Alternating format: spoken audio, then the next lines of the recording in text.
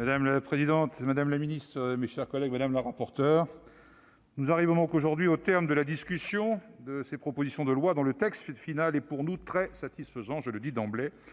La rédaction que nous propose la commission mixte paritaire correspond à un texte de compromis au résultat tout à fait équilibré. Il s'agit d'une très bonne chose, d'autant plus appréciable que cela n'était pas tout à fait acquis lors de la navette parlementaire, et je veux saluer ici le travail efficace de notre collègue, Mme Catherine Di Folco, que vous avez mené dans ces travaux. En effet, si le texte adopté à l'unanimité par l'Assemblée nationale en novembre dernier présentait une transposition de la directive européenne ambitieuse et d'ailleurs unanimement saluée par les associations en pointe dans la défense des lanceurs d'alerte, la copie revue par la commission des lois du Sénat était pour le moins décevante et même inquiétante à certains égards.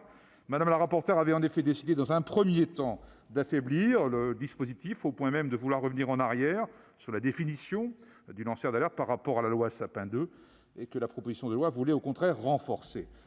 Même si au dernier moment en séance ce recul n'a pas été entériné et qu'un texte plus favorable que celui voté en commission a finalement été adopté, le compromis sur plusieurs points n'était pas encore acquis avec l'Assemblée nationale. Cette CMP est pourtant parvenue à un résultat très satisfaisant, reprenant les dispositifs d'avant-garde en la matière dans l'Union européenne que proposait la proposition de loi initiale. Ainsi, pour ne parler que des principaux points de divergence, les lanceurs d'alerte pourront bien trouver appui, sans condition, sur des personnes morales à but non lucratif, comme l'avaient prévu nos collègues députés.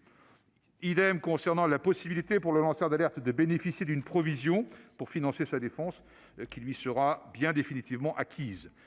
Les nombreuses avancées majeures que présente ce texte final, telles que la définition étendue des lanceurs d'alerte, la clarification des canaux internes et externes permettant de lancer l'alerte, le renforcement conséquent de la protection des lanceurs d'alerte avec des sanctions pénales et ou civiles contre les responsables de procédures abusives, ou encore la meilleure reconnaissance des facilitateurs qui accompagnent les lanceurs d'alerte.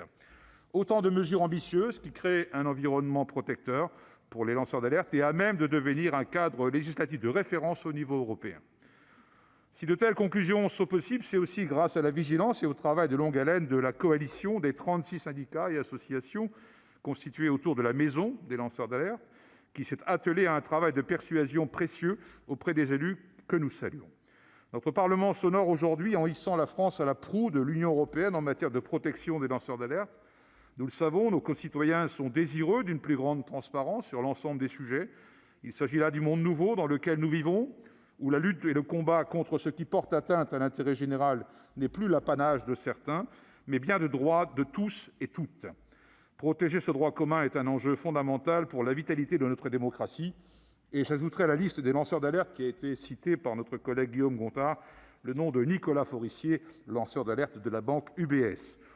Tous les membres du groupe communiste républicain et citoyen et écologiste approuveront cette proposition de loi, ainsi que celle permettant l'accompagnement des lanceurs d'alerte par le Défenseur des droits et le référent ad hoc. Quel bonheur de voter à l'unisson pour renforcer la protection des lanceurs d'alerte. Merci, cher collègue. La parole est à présent à Madame Nathalie